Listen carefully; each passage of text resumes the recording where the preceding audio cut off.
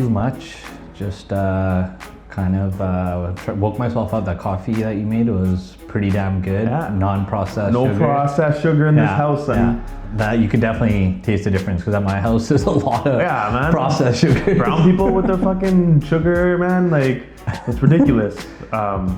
The shift going from processed sugar to just natural sugar, coconut sugar, honey even. Yep. We got stevia nowadays. It's just like to make the transition. Yeah. You're gonna enjoy it a lot more on this side of the fence. Yeah, the honey I've been doing or was doing for a long time, and then every time I run out, I would just like totally forget about it. So easily accessible to go into the kitchen. Granulated and garbage. It's just granulated, and it like tastes so good when you have it, but right after you basically have that coffee, you're in like this weird thing. You're trying to get energy, but you're also starting to slowly crash from the sugar, the little sugar high. So yeah, you could taste the difference, and I could taste the difference obviously with the mixing with the honey was probably the best. Yeah. Just a nice little scoop of honey right into the coffee, maybe a little bit of my little creamer or something like that to give it a little flavor. Yeah. What else? Oat milk. Okay, oat milk, that's it. Oat milk's good, yeah. Oat milk, cinnamon. We got a little blend stick too. Yeah. A little fancy blend stick. Make it all nice and fancy for you. But then you think back like it's a bit of a lifestyle change, right? Yeah. Talk about sugar. Oh, yeah. Think about when you were younger. I used to put sugar in my cereal. I put it everywhere. Yeah. I put like fucking cornflakes. I put like 3-4 spoons of sugar in there because I'm like cornflakes doesn't have anything on it, right? Yeah. So I gotta put my sugar in there. Yeah, I remember that too, actually. Yeah, like that, thinking that's normal. That's not normal, man. That's like the biggest drug there is out there, is sugar. So addictive. So addictive. Right? Yeah, you notice like your behavior changes instantly if you, you get your little sugar fix. For me, it's like I'll eat my sugar. I'll eat like something that's fucking processed, and then for a couple of days even like I'm still fiending that sugar. Like I am having physical reactions, withdrawal, like a little sugar junkie. I had the same thing with candy. Anytime I had sour candy, and if it was a long time and now I got a little sour, I'd run to the gas station, grab one of the little bags with all the different sour candies in it, the clear one.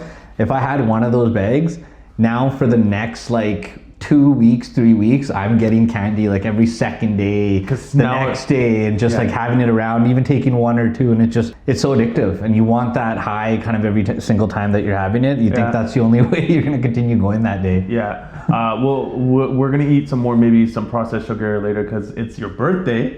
This is a little birthday podcast. So happy birthday, Sonny. Thank you. And still decided to come do the podcast, put in the work, because you get to a point you're like, it's my birthday, but like, how do you want to celebrate, right? You want to just continue to do something that lights you up, and this is, I'm sure, is one of the things in your life that lights you up. 100%. Today I wanted to get the podcast done. I got to take the baby swimming today. I wasn't gonna miss that. And then I got a baseball game that everybody in my team thought, it's this guy's birthday, he's gonna miss it. I'm like, no, 7:50, I'll be there. I know you guys are gonna need me. We're already at like whatever 10 guys. We can't miss another guy right now. So and it's in the middle of the week, and I think once you're past or above the age of 30, it's almost like another day. Like, you celebrate your birth, but like, I don't want it to be as extravagant or anything like that. I think we're similar that way, because my birthday was last weekend. And then I remember Saturday going out, had a good time. And then I taught yoga on Sunday. And I remember the owner of the one studio that I teach at, she's like, do you want the day off on Sunday? I heard from a little birdie that it's your birthday. I'm like, no, I'm good, man. I'll be there. I'll teach. Like, I'm back to work the next day. Like, I'm not going to take a week off for my birthday. Like, no salt to anybody if they like to do that, if they like to enjoy that. It's just not me. And I think now once you kind of get over 30, I think the bigger birthdays are every decade you hit. I think those 40s, 50, 60, I'd probably celebrate the shit out of those for making it through each decade and see where you're at. But I think the little numbers in between, eventually once you're past 30 at least, it kind of becomes so much the same. Whereas before that, you still feel young, you're scared of hitting your 30s, so you're trying to get as much partying or whatever you can get out of your system before you hit that 3-0. And then why do you wait to celebrate on your birthday? Because like, for me, I'd rather somebody celebrate me on like a random Tuesday. I'd be like, yo man, I was thinking about you. You want to go out? Let's go hang out. Let's go do this. Because I was thinking about you. Whereas if it's your birthday, it seems like premeditated and orchestrated. It loses that organic feel to it. Like, I'm all for celebrations and like celebrating yourself and events, but I think there comes a time and a place where you realize maybe, you know, age can help, you know, as you get older, where you don't necessarily need to wait for your birthday to celebrate yourself or necessarily somebody that you care for in your life. You can actually just celebrate them today. Yeah. I started doing that, I think, a long time ago. Like I remember when on social media, I'd be like randomly posting about how much I love my mom. It's like not Mother's Day, but I'm like, I love my mom, and this is why, because it came to me that day and I wanted to share it that day rather than wait till Mother's Day. Because then I feel like it's a little bit diluted. Yep. Because I'm forced 100%. to almost culturally forced Yeah. by the culture to deliver some kind of a heartfelt message to my mother. Whereas I'm like, nah, man, you guys don't see it. Like I'm doing this on like on a January 13th. There's no holidays. We're all worn out from the holidays. It's just random. I see her. I tell her I love her. I declare my love. Bring her some flowers. That's it. On a random day. Yeah. And that's, I think, how it should be. Like, again, February 14th, the day that, you know, it's supposed to be the day of love, or how you're supposed to show significant others, whoever your spouse is, that love. And that's a day I actually hate, is February 14th, just because it makes no sense to have to, you know, go out there and buy flowers or go buy a present that specific day. And, you know, they're marking up the prices just because they know it's going to happen. Whereas throughout the year, every month, I think there should be a set day that, you know, you just kind of set aside for your significant other and just show them that kind of love, so that they never have to think or wait for February 14th of, hey, what's this person going to do for me? You should be surprising that person all year, whereas they kind of forget that day, and they know that there's one day in that month that's coming up and they don't know which day it might be. And that random day just kind of comes upon them, and you just kind of celebrate them, celebrate where you're at and what you can kind of do better. I think. Think about the expectations that builds. So like you have, let's say, we'll use that example, your significant other, your partner, your spouse, whatever, your girlfriend, your boyfriend. You go out and because their birthday is coming up, you go all out for this person because you think it's expected of you.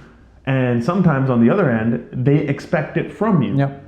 Well, there's nothing organic about that, right? To kind of raise the bar so high with all these expectations that causes anxiety. Who the fuck is enjoying their birthday when they're so anxious that they didn't get enough for their birthday, or the other person didn't do enough, or you feeling like you didn't do enough, so you can't enjoy the gift giving yourself because you can't even enjoy the moment with that person and celebrate them because you feel inadequate because some expectations or criteria weren't met that you made up in your own mind.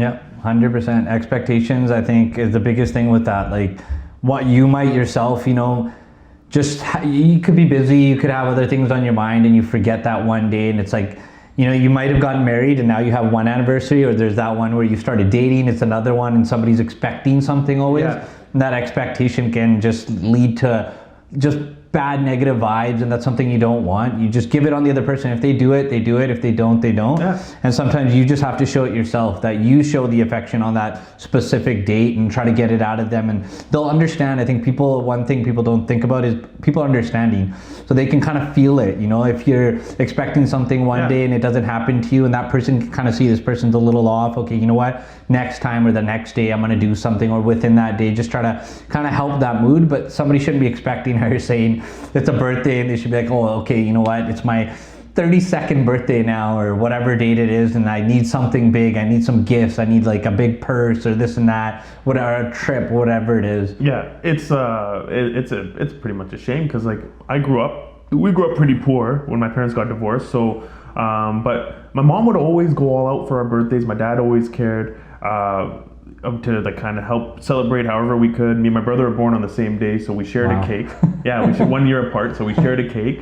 But I remember my mom was like so stressing so hard. I'm like, thinking back now, I'm like, man, you didn't need to spend that money. Like, we were living in a 1-bedroom, but she scrounged up enough money so that we could go celebrate at McDonald's. And like back then, I'm like, yeah, I love it. But I'm like thinking, like, you didn't have to stress so hard.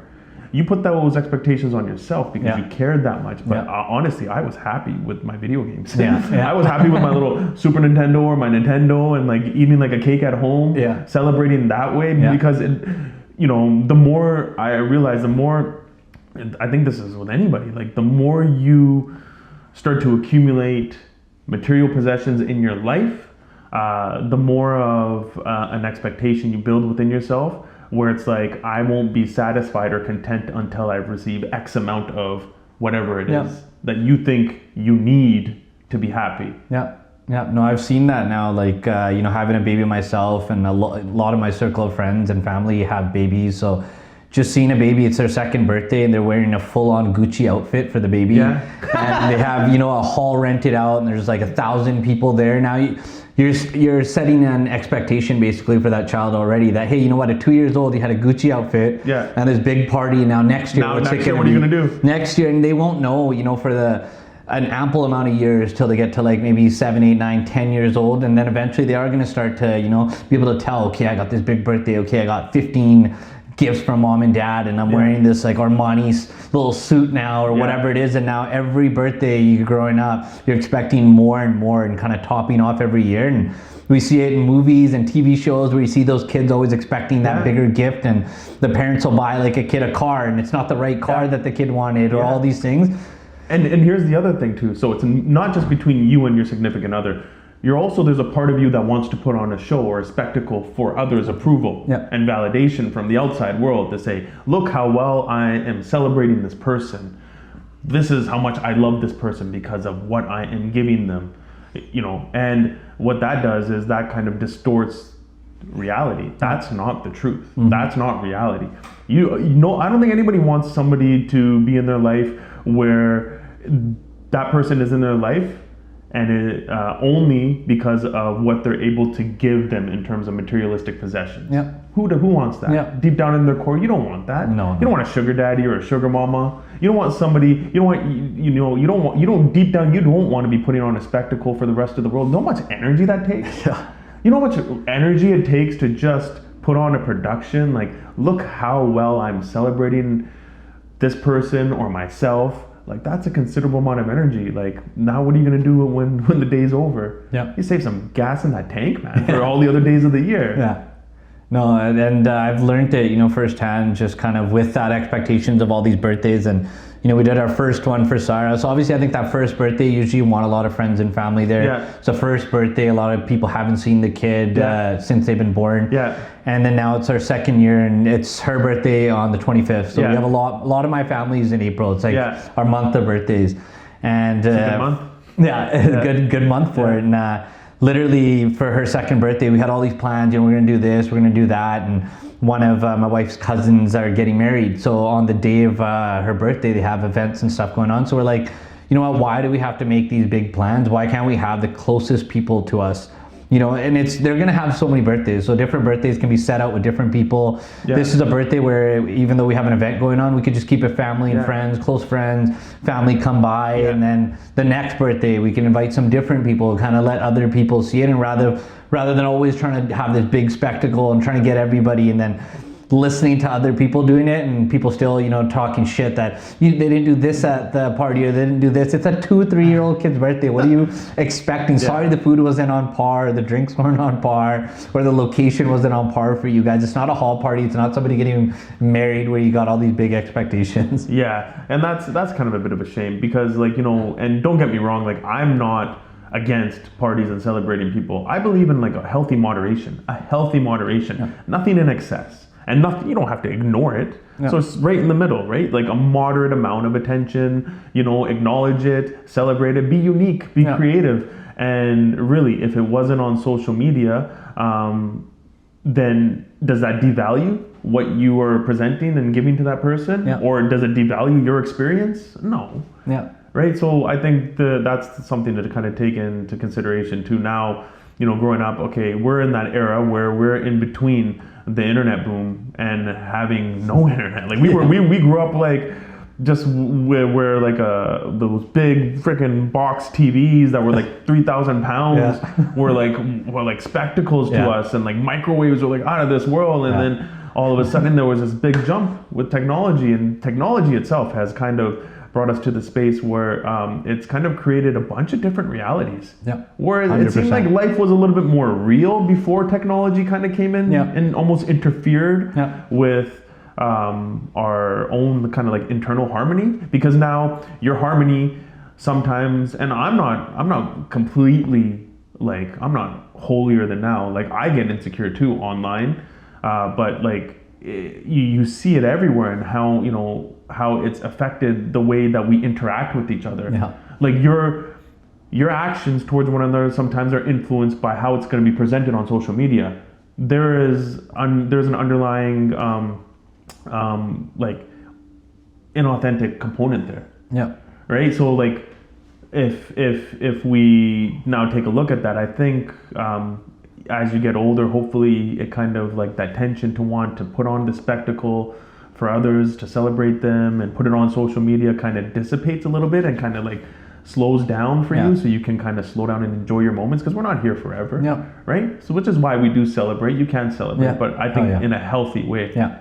Right, because we're always trying to one up the other person sometimes. Yeah, no, like, oh, you're Sonny fucking did this. What about me? Yeah. But like, you even take a look. I think it's like even as kids, we were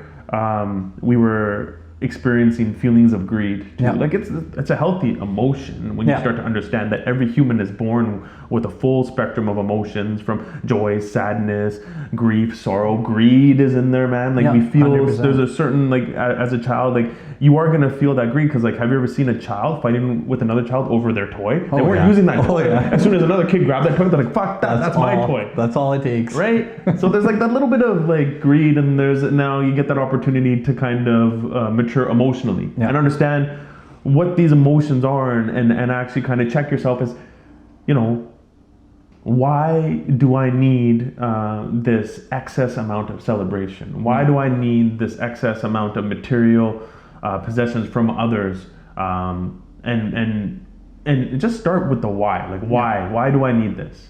Because otherwise, I think you're just kind of caught in a bit of a loop, aren't you? Yeah, 100%. Like every year is the same. Same thing. Same thing. Like every year is the same. Like, fuck, man. Even my birthday, I was so calm and so chill. Like, I had a good breakfast. Crystal made me breakfast. We played ball the day before. Pinder brought donuts. Fuck, it was such a good time. Like, and then, you know, like we went out. We had pizza. We went to Castle Fun Park. Played some video games. Went to a cold spa. Like, I'm an adult, man. Like that shit. That's my Disneyland now. Yeah. Just going to a spa. So like that was a good birthday. Yeah, hell yeah. And like I enjoyed that like thoroughly, because I was able to chill and appreciate it, and not, I think, kind of almost build it up in my head to what it should be, and then get disappointed when it arrives. Yeah. And I think you hit it like right on the dot there with talking about kind of the realities and how the internet changed everything. I was just listening to a podcast with Elon Musk on it, and he was talking about, you know, Muskie? how now... Huh? Elon Muskie? Yeah, Elon Muskie. And this guy basically is talking about now how AI is coming in, right? And he was a guy that was totally for AI in the beginning, you know, like AI is going to do so well, it's so good. And then finally the AI application slowly started to come out, and they saw the power of how Has nobody seen the iRobot, dude? Exactly, one of my favorite movies. Actually, the funny story before I get into it, iRobot. What was the robot that the doctor had? What was his name? Sam? What? Sonny? Oh yeah, it was Sonny. And what was the bad guy, the bad robot's name? Vick? Yes. What are you? Well, I'm not even lying. So what happened is when they made the movie, one of my cousins actually, her best friend was on set. Yeah. So she was supposed to be, I think, I'm not an evil robot, Sonny. She was supposed to be a robot or something in the movie, and she took us to go see it. Me and my brother, a lot younger. My brother's name is Vick too, right? So we're playing, and we're just fighting with one another, and literally like, you know, they have like all the people that are in the movie, and Will Smith is there, right? We're kind of still far away from him, and we're just fighting, being loud, and my brother just smacks the shit out of me. Like one of the hardest smacks I've ever got in my life. And obviously I'm like, I felt it, kind of like teary eye, almost crying, and Will Smith saw this. Comes over there, like kind of talks to us. I like briefly remember it, asked us our names, and kind of saw the interaction that this little kid, Vick, slapped the shit out of this other guy, and this other guy is not fighting back. He's actually trying to, you know, get this situation kind of under control. So did they name the robot? Out of nowhere, when we watch the movie, it's Sonny as this good guy that's kind of helping Will Smith through the movie, and then there's Vicky or Vick, the person that's this evil robot. That's crazy. But then going back to AI, he kind of understood, Elon Musk, that, you know, it's evolving too fast. Yeah. And when he saw the evolution now on the podcast, he's talking about, you know, now we need to get it regulated. Yeah. Because he's like, you think that we have many realities right now, you know, people going into VR, AR, and just like going to a location where you could trip out and do all these kind of things. And now AI is not just going to be a different reality. It could change what our current reality is. It's not going to be a new one. They're going to change our current reality, because I was just listening to a song that I thought Drake released with The Weeknd, a new one, and it's all AI. So it's AI voice with Drake singing, AI voice with Weeknd, and now Drake had to put out that like a story on his like Snapchat or Instagram or something that, hey, we need to get rid of AI because it's going on streaming services. People are making money off it. It's not the actual artist. So they're like, this is how fast it's evolving right now. Yeah, I think it's inevitable for some kind of a big kind of like fork in the road where everybody's going to come and they're going to be like, you know what, we got to kind of put a little bit of put the governor chip in here to regulate it some way, somehow. I have faith, but you know, there's always that kind of I'm apprehensive sometimes, especially when there's powerful corporations vying for this power so that they can gain more power. And I'm always kind of worried about that, but I have always have faith in humanity. One thing AI can't predict is your spirit. It can't predict like what you're gonna do next. Some people it can't, because unfortunately you're like caught in a bit of a loop where we all get caught in that loop where we live the same day. We live the same year. That's a pattern. We have these patterns of behavior that are almost kind of like our safety mechanisms, coping mechanisms that we use to deal with kind of avoiding what we really should be focusing on, which is our internal work, like our mental, our emotional well-being, our spiritual well-being. So I think, you know what, I have nothing but hope though. I always have hope for people. No, I totally do, because I'm around technology all the time, and even for, you know, my videography and photography work, how much AI is being implemented directly. Like Microsoft now has it directly with their Microsoft application. You can be on Word and you're typing a paragraph and you're like, this paragraph just doesn't pop. And boom, you click this like thing that they have for AI and it'll like mess with it and give you like 4 versions, and you get to choose, okay, like version 1, 2, 3, 4, which one kind of suits me. Like AI is implemented in my photos. I'll take a photo and I'll be like, okay, the lighting's a little off, and I'll hit the AI button and it'll generate kind of 3 different images out of that same photo and be like, which one do you like the most? I've seen, because I follow a couple AI pages on Instagram. I'm like, fuck, I better understand this shit, man. Before it becomes like Bitcoin to me, like in the beginning where everybody's talking about Bitcoin, I'm like, what are you guys talking about, man? And then 5-10 years later, I'm like, I still don't get it, but like, fuck, I feel like I should understand something about it. The same with AI. Like, I kind of am starting to understand more and more. Like, you just see what it's capable of doing. Like, you could write out a couple paragraphs and create a website. You could just dictate what you want it to be, and it'll create a website for you. It'll create like little short films, animated films for you. All you got to do is tell it what you want it to be. It's crazy. It's insane, it's dude. It's crazy right now. The world is just changing. I think Elon Musk, a guy, how you're saying, it's a big corporation. And he's a guy that's not saying, hey, I want to keep it to myself and no regulation, no regulation. He knows regulation. And he said that it's actually smart. He's like, I'm in the auto industry. It's one of the most heavily regulated industries.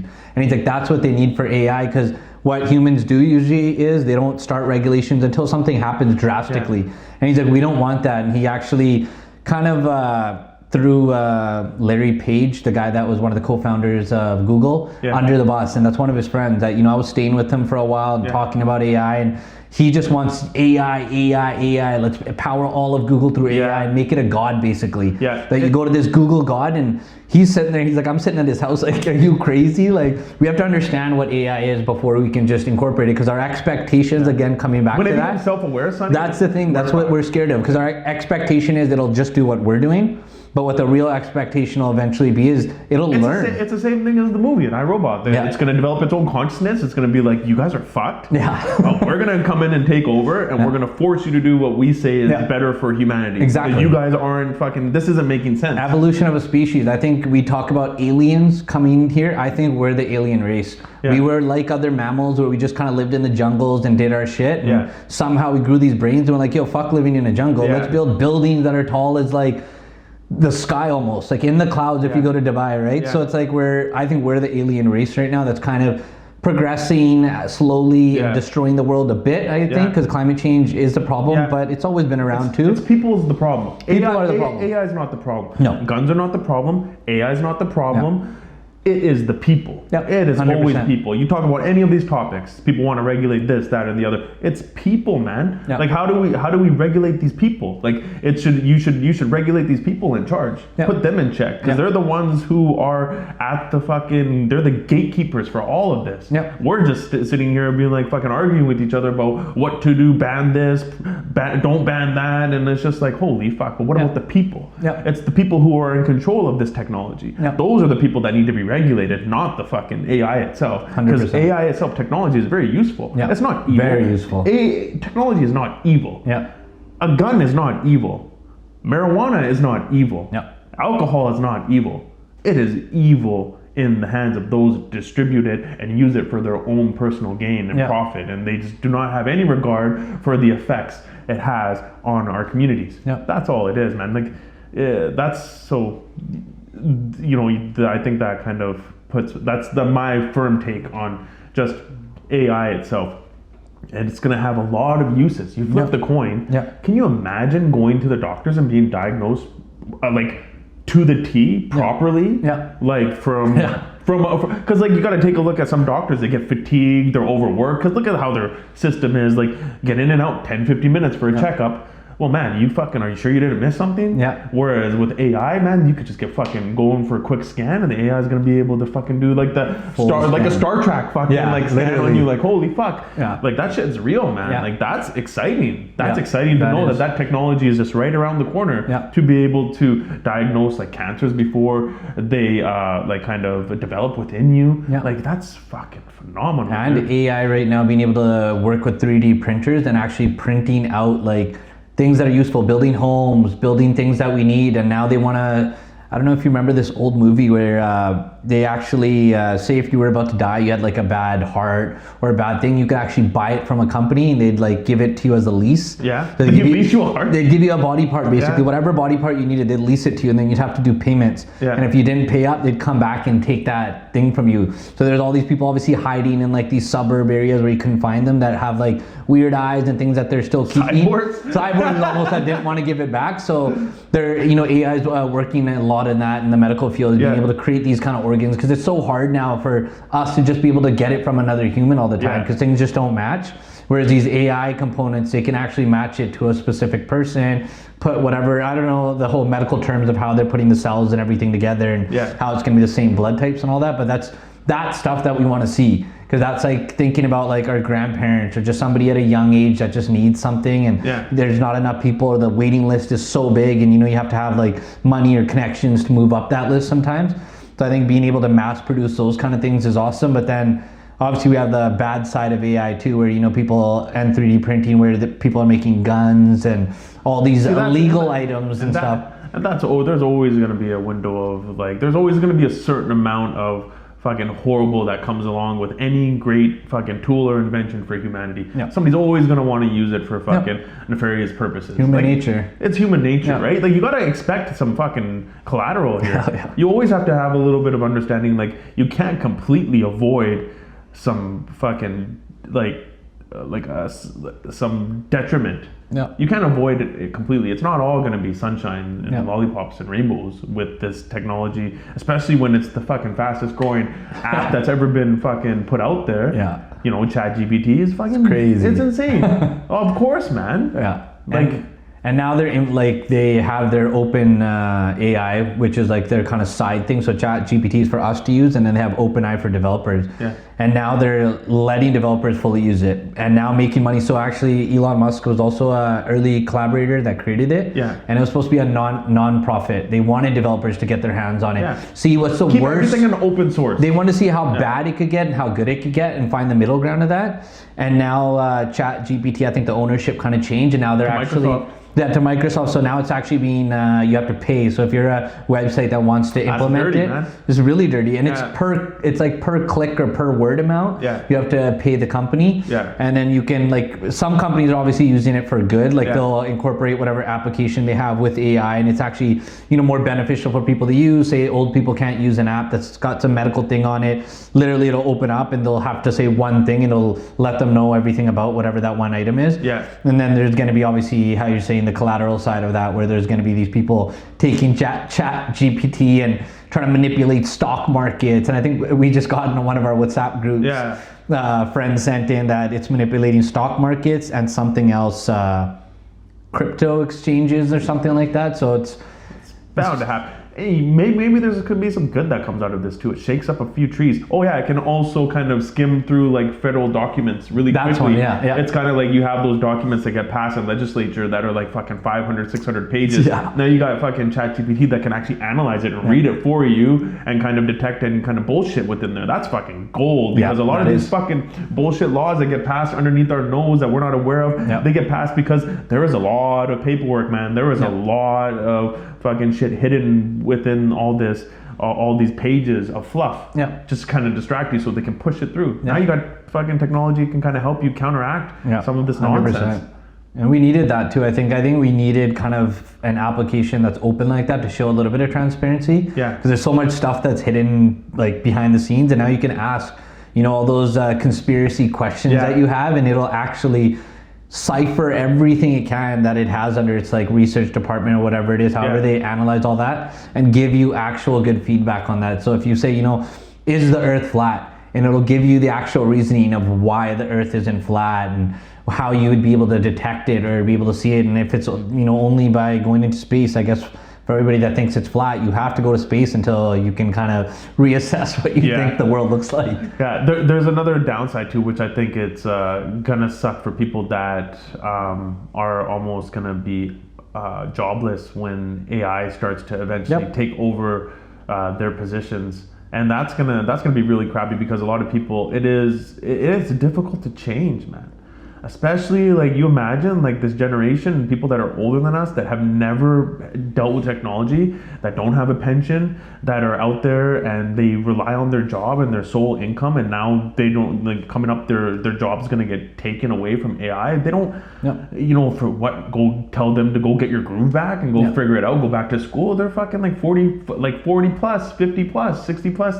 It's so difficult for them to even like hold on. They don't have any savings. That's not gonna be something that I'm looking forward to within society. No, and even for young people that are, in like finance jobs, accounting jobs, marketing, they already have that AI created it's taking over financing jobs in the US, where it's basically, for accounting, think about it, doing taxes. You basically just got to hand your T4 slips, whatever expenses you might have for a business, and they're going to be able to put it into some scanner and give it to AI, which it does right now, and it'll do your entire accounting for you without having to go to somebody, talk to somebody, needing that body there. And you could just keep sending it information, and once it's done, it'll keep putting it into the files and folders, and you need realistically one person to look over those files, send them to whoever it is, and your accounting's done. So that's, I think, what needs to be brought up to the surface too. It's just like, that's a huge issue that we got to look at too, as well as I try to like inform people that are close to me. Is just like start to develop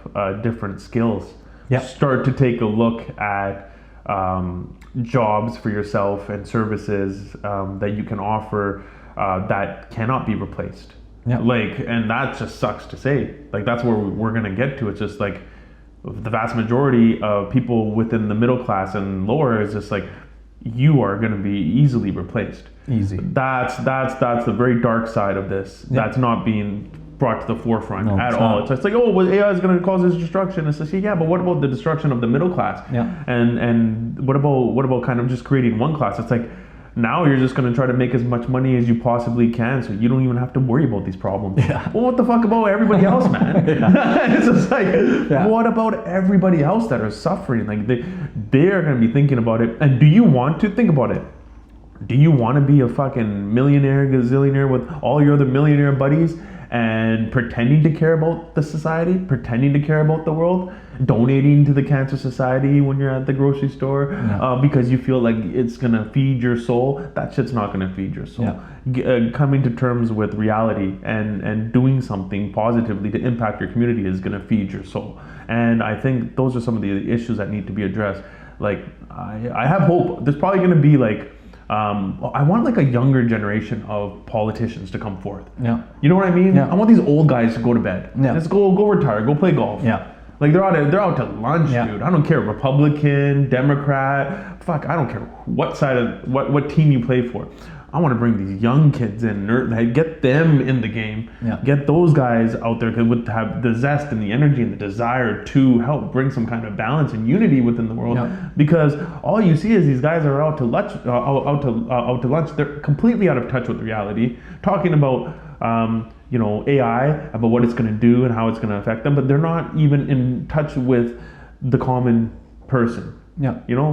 Like they don't face our issues. Yeah. They don't have any of the hardships that we've gone through. They're fucking, they didn't get a tea time at that fucking golf course. Yeah. Oh my God, I'm gonna fucking blow a gasket. I'm gonna go talk to my therapist about it. Oh, therapist, I didn't get that tea time. Oh, not again, man. All right, well, see you next week again. Yeah. Fuck, man. Like, they're out of touch. Like, so I think that's a big disconnect too. It's just like, there's the big issues that are going to rise with AI, but who is going to speak for people? Yeah. Everyday people. Yeah. That's what I want to see. I want to see young, vibrant, fresh minds out there, kind of, that aren't fighting. No, and don't get me wrong. Like, I don't want to see, like, I'm not a political person, Sonny. Yeah. I don't give a fuck. Yeah.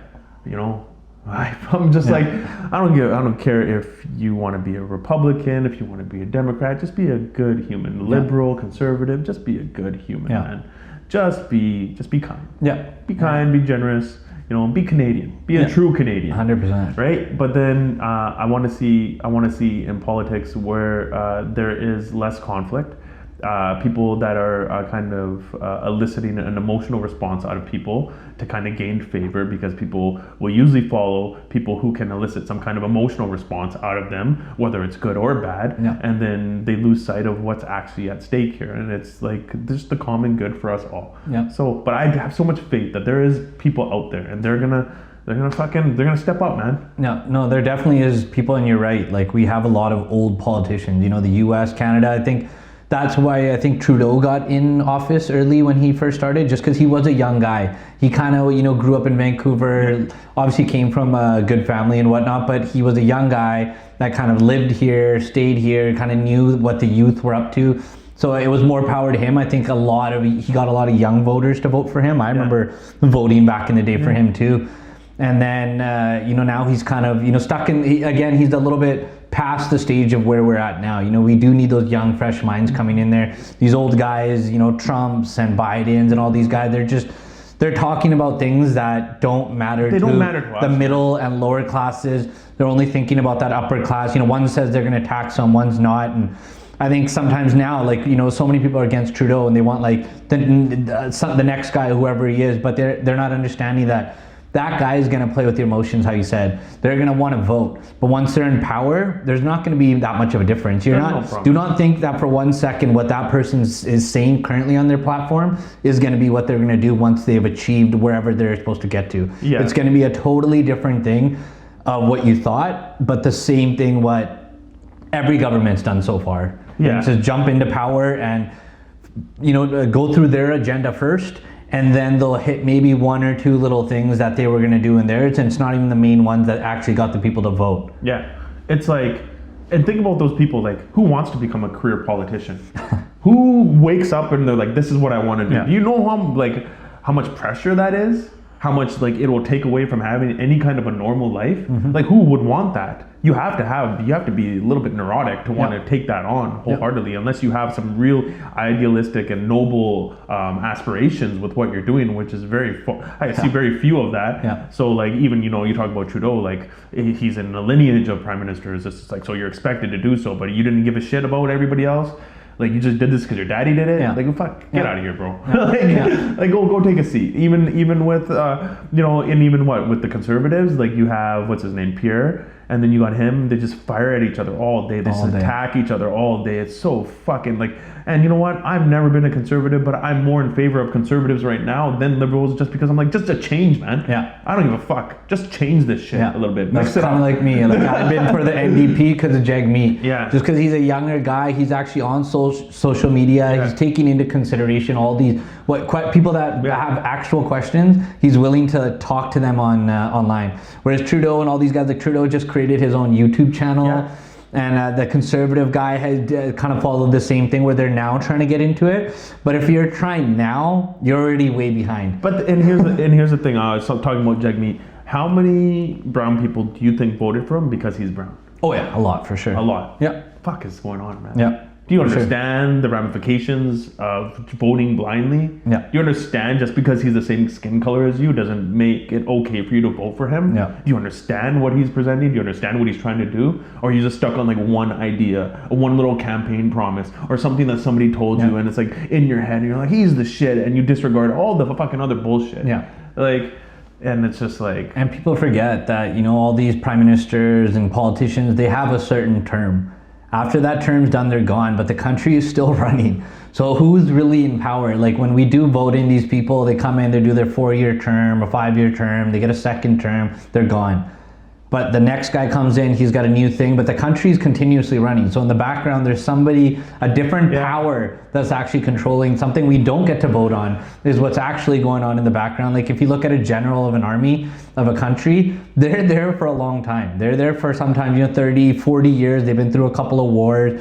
They control the entire army. Yeah. And now who are they really under? Because if you're getting a new prime minister or president all the time that's telling you new things every time they come into term, is it really that person dictating what's going on? Or is there a higher authority in the background that's actually dictating what should be going on within a country? And I think by now, most people have woken up to that. Puppets Most people have woken up to that politicians are puppets. They're a puppet of something bigger. We don't know what it is, Illuminati, whatever it could be. There's something in the background. Greedy fucking people, dude. Hell yeah. Definitely. You can label it whatever you want. You can label it Illuminati. You can label it fucking... It's a game. It's a game, dude. It's a gang. I was trying to say it was a gang, because think of it. You were saying that you were in a brotherhood, a gang. Yeah. This is just governments are just bigger gangs just that like now control an area. Hawk said it too. It's just like the biggest gang. The fucking a correctional officer told them they were the biggest gang in New York. Yeah. When he got locked up, he's like, "You think you're a gang? We're the biggest gang." And they're fucking right. It's 100%. Like that's why we think we can't fight against the government, because they're such a powerful gang. They have so many people. They'll bring their gang members. Like if you try to act up right now, they'll bring the gang you'll members. get guys in blue and black, and they can get like 30, 40, 50 of those. How many people can you round up in that like minute of they're coming, and you call it your 10 closest homies, maybe 1 shows up. We'll put up a good fight, man. But like that's all it is. It becomes a gang, and then you get a small pool of individuals controlling the interests of the entire fucking population. Are you fucking kidding me, man? Yeah. I didn't get a fucking invite to that board meeting. That's another thing too, man. Fucking politics always turned me off. I was the president of the Okotoks Art Council for a minute. And I was in there, and just the kind of bureaucracy in there, like the process of how slow things were. Of like I remember they had a certain amount of funds, and everybody's going around voting on what they want to do with the funds. It became like pretty obvious to me to give the funds to the artists. Yep. But they wanted to save up for this big art project years down the road and develop this big, enormous center. Whereas like these fucking young artists could lose their passion because they didn't have those resources that you could have given them. You want them to wait for the fucking 5-10 year plan before the centers open up? Just give them the money. Yeah. I'm fucking still angry about that shit. No. Obviously you can tell, but that just made me realize I can't deal with politics. I can't deal with this kind of with how slow it is. Yeah. With the bureaucracy, with the childish. Like you have to be very emotionally immature to be in a fucking board or a council and not get shit done, but continue to stay there because you feel like it boosts your status. Yeah. You have to be such a fucking little kid to stay there and do that. Yeah. Like you got into whatever it is. I used to get fucking pissed off, man. I go by city council and see everybody with their fucking Tim Hortons cups and like, oh, make sure we have a Timmy's run before we start the meeting. No, motherfuckers, fix something. Yeah. Do something. Yeah. You should be working around the clock. Yeah. Like, so I didn't have any respect for their work ethic. Yeah.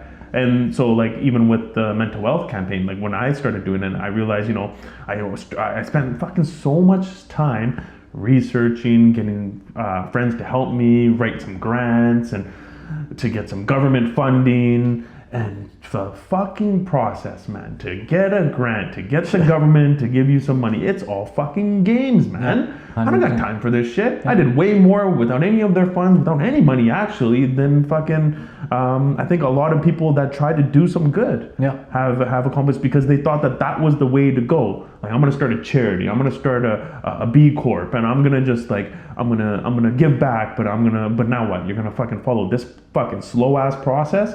dude, I got fucking so many events and so many mental health support groups organized in like fucking days, dude. Yeah. Because I didn't have to get somebody's approval. Yeah. I didn't have to fucking wait. Yeah. I didn't have to fucking wait for funding. I got creative and we didn't need the money. It's like, so that's where, we talk about politics, and I just think like, sometimes I think it's like a moot point. Sometimes I think you can talk about it, but like, almost like I ignore it, because like I get a little bit riled up, but then I just ignore it. I'm like, but I'm going to continue to do what I can do that I consider good for communities and others over here. Yeah. And yeah, over here, there's going to be some fucking bullshit with governments and political parties and fucking whatever level, could like city level, fucking provincial, like it's always gonna be a circus over here.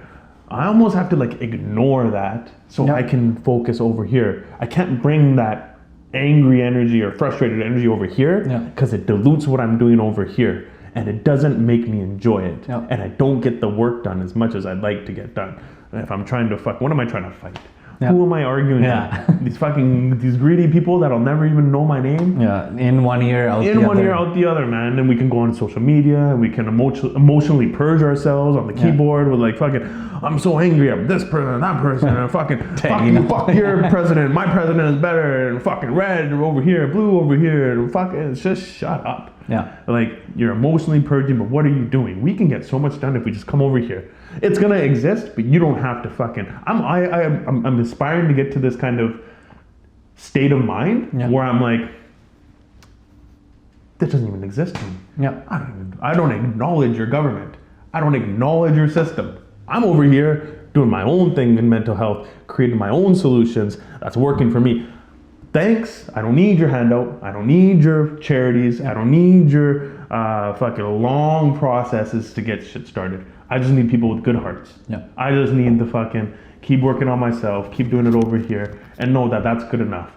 Over here, it's just a fucking circus. And I've had, myself kind of just an example of how you're talking about them wanting to create something in Okotoks and put the money on a new building, but not help the starving artists that are going to have all their work in there or have the work that's ready to be placed somewhere. And working at BC Hydro, I worked kind of in the real estate department. A lot of our work was also kind of filming related. So any kind of new filming on any of our set, like our properties that they wanted to create into a set, we'd work on it. And we had these monthly meetings with all the municipalities, and they would host us there, and we'd all discuss, these are our locations, how can we help each other, where is money coming in from, and what is that money being used? So obviously, companies like Netflix and Disney and Hulu, all these big companies are paying a lot of money to these municipalities, and it's going into the BC Film Commission, and they're supposed to get this money to help the small artists, the small local artists. And I remember getting all these applications from small artists, right? And they had to pay these fees to first just get their idea presented, and we'd have to review it. And it is such a big process. And it's not only our approval, it has to get passed by the city, and the city might have 6 people it has to go through, and it might take so long that it's not now going to fit in that person's project or timeline. So now they're screwed out of that. And then a lot of that money that these guys are making from those big companies is actually supposed to be funneled back into small projects, kind of local projects, rather than all these big corporations that are coming in from the US and internationally. And it was crazy to sit there next to these municipalities and them tell us that this money is going to go there. And then when we actually went to meet with these local filmmakers and producers, and they're telling us that, for one movie, they asked for maybe $10,000 fund, and it was a movie that's going to have partly, city, it's going to use this part of the city of Burnaby, and they would fund this, and they're like, they'd give us $1,000. And it's like, so where is that money really going then? Like, what expenses are you claiming that you're going to have to use that money for, rather than be giving it to these small artists that are, starving right now and could become big and bring more money, more work into our cities? Because we've seen people from Vancouver, we're the North Hollywood, right? We've seen people take it to another level and bring a lot of money back to our places. Ryan Reynolds, he loves shooting movies here, those kind of people, but they only want to, say something in front of people and to the public and give these little newsletters that we had to send on their behalf that I hated sending to people. And then you get to really see it when you're actually there sitting at a table. Politics, man. It's all politics. All politics. It's all literally. politics. It's just like, I'm going to use this corporation, or I'm going to use this cause, and we're gonna put our company. You could be selling fucking toxic sludge. You could have like fucking Terry's toxic sludge, but we're giving back to fucking mental health. And people are like, oh, Terry's so fucking sweet and kind-hearted. We don't give a fuck about the toxic sludge that's polluting our environment. Yes, as long as he's giving back to mental health. Yeah. Oh, he's such a sweetheart. He's such an angel. I don't think, but like nowadays, especially since after COVID, I think a lot of people woke up. They realize, man, like a lot of these corporations, even charitable organizations who pose to benefit the communities, to put the communities before themselves, is actually just smoke and mirrors. Yeah. It's actually just a way to tug on your heartstrings to make you believe and, again, elicit an emotional response out of you so that you can purchase their product, purchase an idea that they're selling you, something that they're promoting. Like, it's very, very part of human nature. Yeah. You know, and then like it used to get me so much more frustrated than it does. Like I can still get frustrated visibly, obviously. I can even now feel my heart rate. I'm just like, take some breaths, man, while Sonny's talking. Because I do this shit 24/7. Yeah. Every day. Even when we do this podcast, I knew my intention was like, okay, I can't shy away from public speaking. I have to just continue to do this because I don't want to be on the stage. I'm going to public speak at an event on Sunday. I don't fucking, deep down, do I want to? No. I fucking don't want to. I put myself here with this mental health initiative that I'm doing, with the work that I'm doing, and now I'm like, it's like, okay, I can continue to create all these events and do this work behind the scenes, but eventually I have to come forth and talk about it, and that's something like, I realized, like, even with this, like when we do the clips and stuff, like I get very, very, very, like I think about this all the time. Like, no, we can't do that clip. I want to edit it this way. I don't want to do it on this day. I want to delete that one episode where I fought with you. I was like, I want to just delete that episode, man. I want to make sure that at the end of the day, my frustration isn't misconstrued, and misunderstood. And people fucking, don't see like what my overall goal is, which is just to kind of help better the mental and emotional well-being of others. That's it. And so that's because I eat, breathe, and sleep this shit 24/7, like 7 days a week. Like, I'm thinking about it non-stop. Like, no, I'm possessed by this purpose. And like, so am I a little bit critical of the governments and corporations who pose that they do these things to help better other people? Of fucking course I am. Because I'm fucking doing this I'm not doing this because it's like my life goal and my aspiration. Fucking my life brought me here. The fucking universe, whatever you want to call it. I am like possessed by this purpose. Like, there are some years I don't want to do this, but I'm fucking like, but there's no other way. When I work with somebody and they're like, thank you. And like they light up and they're like, can you help me? And it's just like a fucking, yes, I can. And if I can, I will. And like, so again, that's why I'm very critical of corporations who pose as do-gooders, and organizations and politicians who pose as do-gooders for their own personal gain and their benefit. It used to just almost drive me mad. Like, not a little bit mad, like fucking Hulk mad. And it's crazy how they're not also regulated, these politicians. Like Nancy Pelosi, who's like one of the House representatives, the main one, she's allowed to trade in stocks. She's fucking... So her and her husband are like multimillionaires trading in stocks, yet they're the ones also implementing bills and all these kind of rules within the stock market and how it's supposed to be run in the US, yet you're also investing in stocks, so you kind of know you're manipulating the stock markets and being able to do this in the background. So I think that's where a lot of people get lose that trust. But then we always got to remember there are also good corporations that are out there. Like, we don't want to burn down like every corporation is bad, because there are good ones. Like, you have a company, I would call it Mental Wealth it's building up to be a corporation, a good corporation that you want to get out there. It's a movement, bro. I'm never gonna be a corporation. I tried it. I went down that road. I was like, I don't want to be a corporation. I don't want to be a nothing. I just want to be me. I want to do my thing. And whatever comes of it, comes of it. I don't want to be labeled a corporation. I just want it to be a movement, an initiative, whatever you call it. Almost don't even place too much attention on what it's called, to be honest. Just do the work. Yeah, for mental wealth, I guess is that way. Like for myself, I definitely want to build a corporation, and a corporation that gives back. Yes. Where people can look at That's a company. what I would encourage. Yeah, and they can look at a company and be like, okay, that's a corporation, that's a corporation. What's the main differences? Okay, you got Netflix over here, who we know they do all this crazy shit. They make people pay. It keeps going up a charge. They don't even let people in the same house almost share anymore. Or there's this guy Sonny, you know, creating on this side, but he's not only creating, he's trying to help everybody else in the industry. He's not trying to just be like, you know what, you can't help, or you can't join in on this project, or I want to keep this all to myself. I'm more of a person that wants to like collaborate. Open source, man. Open source. Basically, even with mental health, like anything, everything, I will always give away everything for free. Yeah. Like, okay, I did festivals. Okay, I ran like health and wellness festivals. I was putting other yoga teachers on to go teach. I wasn't even teaching. I put on, you go do it.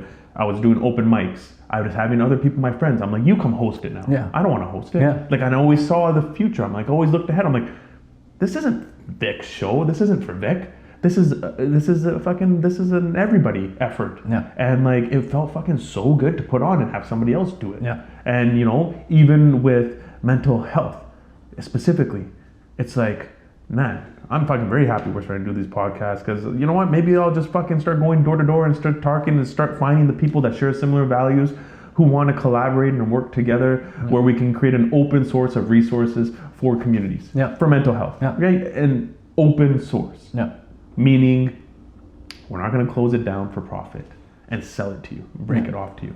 When it comes to mental health, man, if your whole end goal is to become a billionaire off of the mental and emotional turmoil of others, I don't know. I have a hard time agreeing with your directive in life.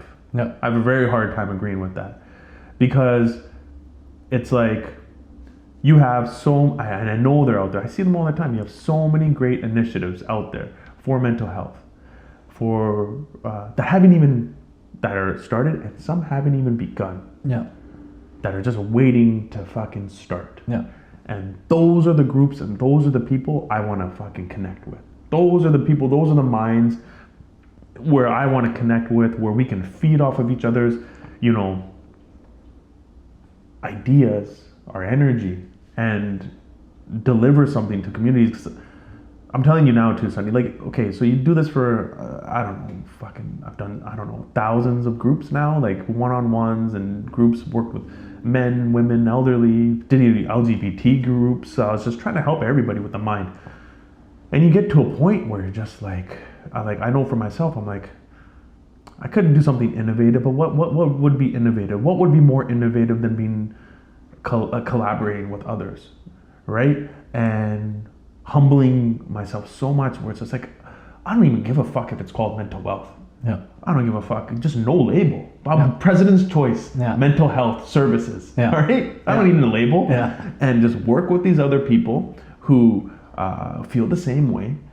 It's not about elevating their status. It's not about them. It's not an individualistic effort.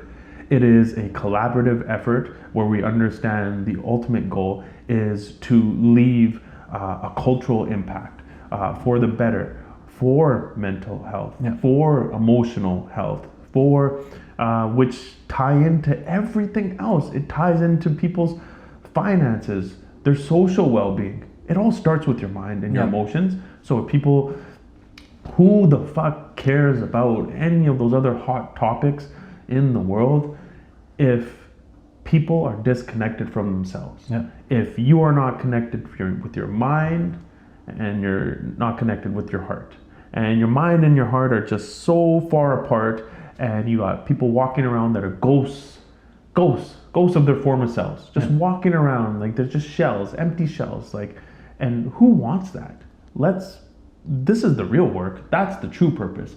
I think, you know, people talk about, oh, you got to have a purpose in life, and if you don't have a purpose, you're not gonna feel good, and everybody's all trying to figure out what their purpose is, and like they get fucking frustrated because they're like, I need a fucking really strong purpose, otherwise I don't feel fulfilled.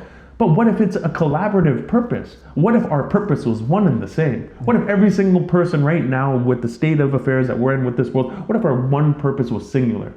What if that was to raise the morale, for everyone around us, Yep. for us to better our mental and emotional well-being so that we can be a pillar of light for others wandering through the darkness. Yep. What if that was your purpose? Wouldn't that feel a lot better than trying to come up with your own individualistic purpose? Like, I gotta make a fucking $100 million and sit up on top of on the mountain looking down at the peasants.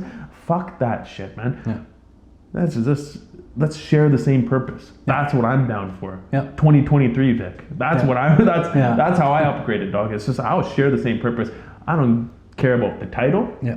I don't care about what it's called. I don't care about anything other than the impact. That's it. Yeah. And I've taken that, that kind of, that whole style basically into even my company, working with, other filmmakers or producers or whatever, photographers, just finding those people that, need a chance.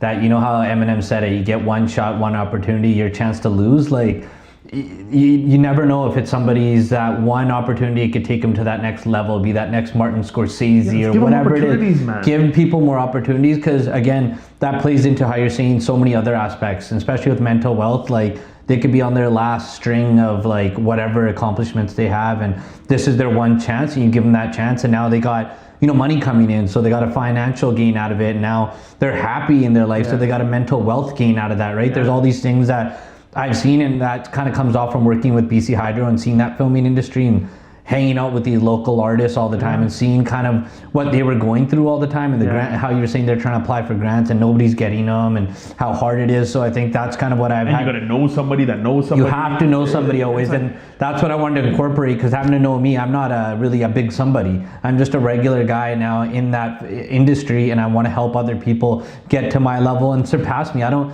have that envy where I'm kind of wanting to keep people down and be like, hey, I'm the guy at the top of the mountain and you got to be kind of below me always. I don't mind you being higher than me. Yeah. As long as I know that, I was kind of there to help you out, and you got to somewhere, that's more than enough for me. And you can have your mansion at the top of the mountain, man. It's just about,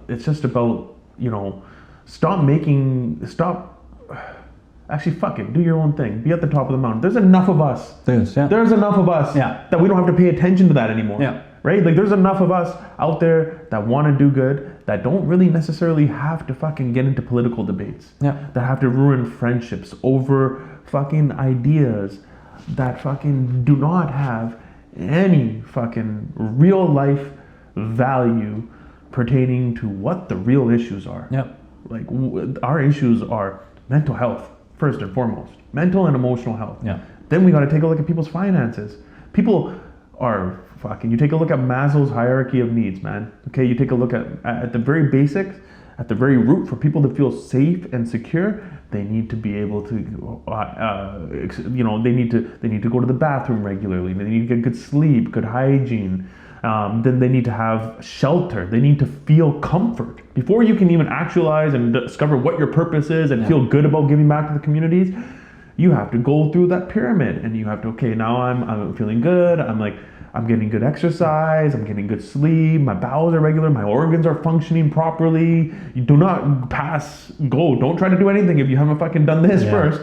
And then you get to that point where it's just like, okay, now I got a roof over my head. Great. Now I feel safe and secure a little bit more. Now I need some money, because if without that money, I'm not going to fucking feel safe. I'm going to be in this fucking panic mode all the time. That's going to take away from my energy that's required to do this work that I want to do, And then when I get all of that, then I can go out and fucking give back to others. But this is where we start with everybody. We have to start here at the bottom. We have to make sure everybody's healthy, working towards their health, their mental, their emotional, their physical well-being first and foremost. You should almost kindly, and I've done this for myself, is just sit on the bench, take care of yourself. If you are somebody that's, active in this game of being a do-gooder, because there's so many people out there that fucking overwork themselves. If I did it to myself, there's got to be somebody else that's done it. Yeah. Or they overwork themselves trying to do for others. And don't worry, you're not a people pleaser. We need fucking people that are thinking about what other people care and how they feel. Yeah. You don't have to be labeled a people pleaser. You can do this work and be a people pleaser till you die. I'd rather be a people pleaser till I die than somebody who was ignorant to helping others when I could. Yeah. So, you know what? If you're burnt out, if you're going down that route, take care of your fundamentals, Get your mental, your emotional, your physical on point. Yep. Get your finances comfortable. Get everything comfortable, and then start to do this work. Because I promise you, when you do that work, you're gonna feel more confident, more stable, and then you will be able to sustain this work. Yep. This work requires a battery, a different battery that you may not have, Yep. and that you have to develop. Yep. And that's what I learned too, because I could do it for so long until my battery was depleted, and then I'm just left either in a hospital or I'm just left in like a mental and emotional maze of where do I go from here.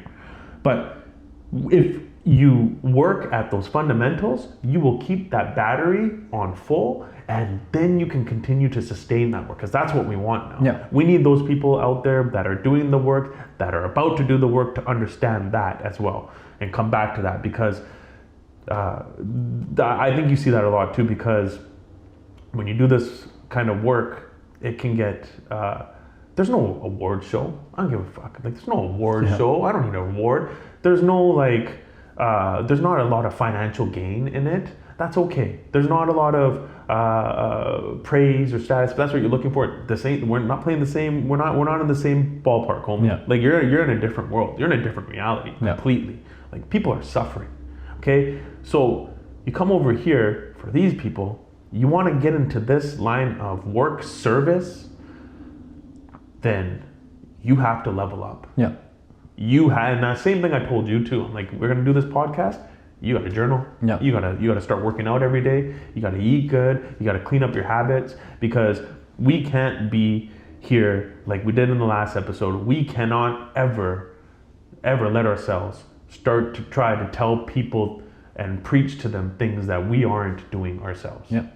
That's as simple as that. And you know what? I think that right there is probably one of my most favorite messages that I've ever been able to kind of pass along, is like, and that's what I want to do, is just like help ignite the flame in others to do this work, but do it in a way where you're not going to burn out.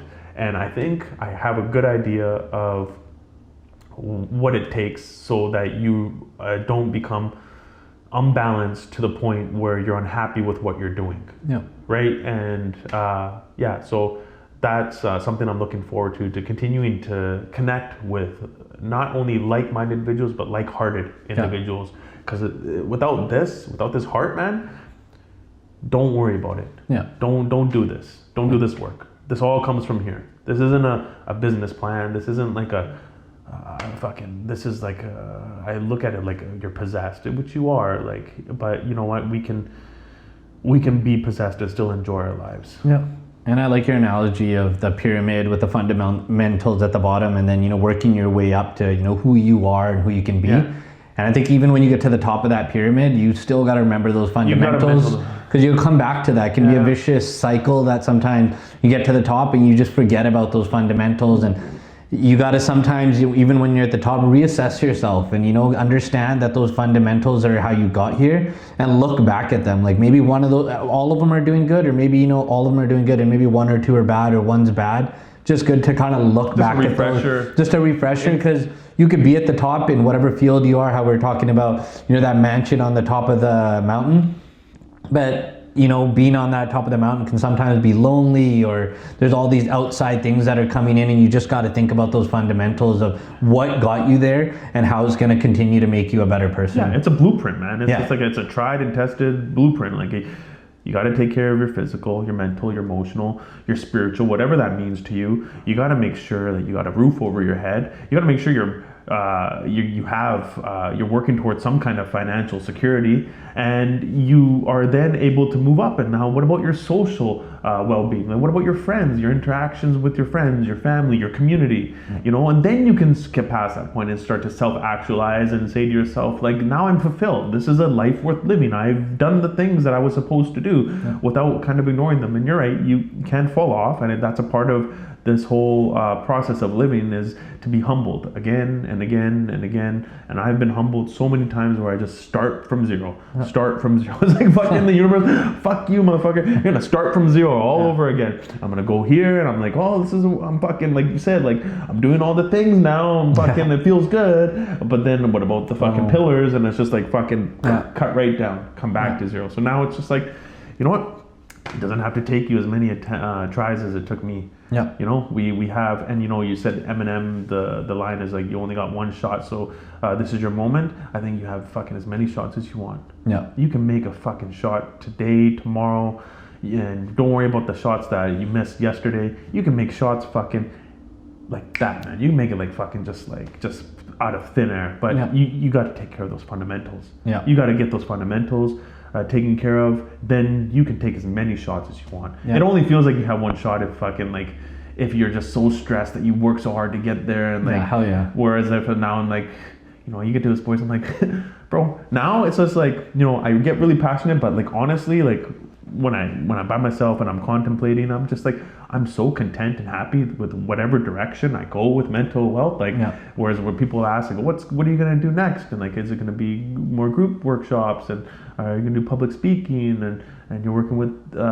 men, and I'm like, right now it's just like, I'm excited to just continue to do what I'm doing. It's gonna go where it goes. I'm content with that. But I'm just eager to connect now with other like-minded individuals to continue to do that, and like leave a little bit of space of unknown, because I don't know, like this, I've always kind of leave that. It's like, I don't know what it could be. And I want to leave that little space of unknown and interact with others, because you feed off of each other's energy. I don't think anybody's, quite truthfully, like nothing's original anymore. Okay. Fucking so many of these philosophers and scholars from the past, they have given us a blueprint on how to live, and they've taught us, like, you know, the do's and the don'ts of life. That I think now it's just about humbling ourselves and not trying to reinvent the wheel, and just come together with it in a collaborative effort to kind of give it like a 2023 update. So that's what I'm excited about. And you're right on that Eminem line. Like, you do actually have more than one shot. I think people forget about that. They'll take their shot, fail, and then they're done. It'll haunt you. It'll haunt them, and that could lead to so many other issues. Whereas, you know what, you failed, but that's how you succeed, is by multiply failing over and over again, and then finally succeeding in that thing, and then being able to look back and, you know, take that knowledge. And some people like to keep it to themselves of how they succeeded, but it's good to pass that knowledge on, that, you know, let people know that there's way more shots that you can take. And a good analogy for that one is, like, I watch basketball. I'm a sports guy. I know you. So we watched. I see you posted in the stories on multiple sports. Like, oh, you know, this is fucking. This comes from Sonny. Okay. I love to play sports. I don't really watch sports. This is an analogy for like sports people. And it could be used, you know, anywhere else. Like, there's a player, Russell Westbrook. He gets hated on a lot just for kind of. You know, he'll have his bad days and his good days, and in the first playoff game, he just couldn't hit a shot. So he wasn't really, that stat wasn't up there, but he did everything else you can think of to win that game. Second game, you know, he obviously went back, worked on his fundamentals, came back, and then he couldn't miss a shot, but they lost the game. So it shows you both sides that, you know, you could have a really bad day and you're not hitting a single shot, but you still can win that day. And then there's those days where you feel like, oh, I can't miss, but boom, you lose whatever you were trying to get into, right? So it's just taking things by the day and making sure that you continuously take those shots. Just like this podcast, bro. I was so critical of it at the beginning. I'm like, fuck, man, I'm not like, I come alive when I'm like interacting with people in group. When you put me in front of like hundreds of people, I'll do a talk. I'm comfortable doing that. It's weird. I'm a weirdo. Like I'm comfortable doing. I'm more comfortable doing that than I am just sitting here with you in the beginning. I'm just like, what the fuck do we? And most people are the polar opposite of that. They see a crowd and they're like, wait, we think they're in their underwear. They're in their underwear. You can't even think of that. But I realize, like, I'm not the type of person who just, like, I feed off of other people's energy as much as they say they feed off of mine. Like, people inspire me when I connect with them. Like, it gives me the desire to want to kind of speak. Whereas if I'm by myself, like, I'm fucking, why do I want to yell into the camera? I'm good. I'll yell. I'll do my yelling when I'm out in the field. But no, you got more than one shot, and with this podcast, with life, with your well-being, with your finances, with your relationships, relationships that you have going on. You got more than one shot. You had a breakup. Don't worry, something else is gonna come along. You have so many shots with your career, your purpose. Man, I've juggled through so many jobs. I've already 50 plus jobs. And you know what? At the end of the day, you will find that was all a part of life. This was all a part of this game that we call life. And yeah, we got more than one shot, so we'll just keep banging out these fucking podcasts. Exactly. And I think people, you'll see people on Instagram and social media. It's made it, just a normal thing now to see somebody succeeding on social media. And you think that, they took one shot and somehow they made it there. But if you ask, the people next to you, your friends, your family, like, they'll tell you how many shots it took them personally to get to where they've gotten to in a specific part of their life. Yeah. So it's like, we don't always have to think that whatever we see, it just took that person one shot. Ask people around you how many shots it took them to do something, and I bet you'll get an answer that you never expected. The examples you might get might have actually benefit you of listening. Okay, you know what? It isn't that easy. I for 10 years before I did a wellness festival, hundreds of people came to that festival. 10 years before, I was telling my mom, I'm gonna get people in our barn at the farm and we're gonna do yoga. Fucking nobody came. Okay?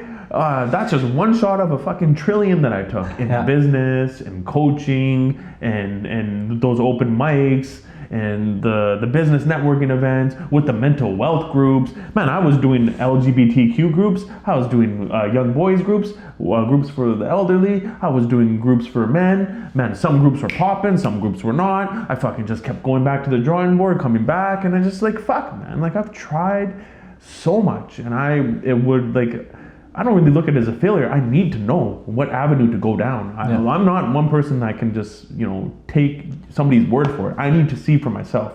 So I got to do it. Yeah. And you do that by trying. That's not a failure. It's an experiment. Yeah. Yeah. And we need more of those. I think those failures and those experiments, that's how you're going to learn to level up. Because if you don't experience it, you can never move up. You're going to continuously be like, I'm a failure, stay at that same level and always try to expect more but gain less. So sometimes you need to just kind of push it, experience it yourself, and you'll see if you level up. And I think even if you don't, you'll learn and be able to find out how to level up now. So you'll be able to kind of build a recipe for that experiment and finally get over that hump. Yeah, man. Well, good talk. Good, really good talk, man.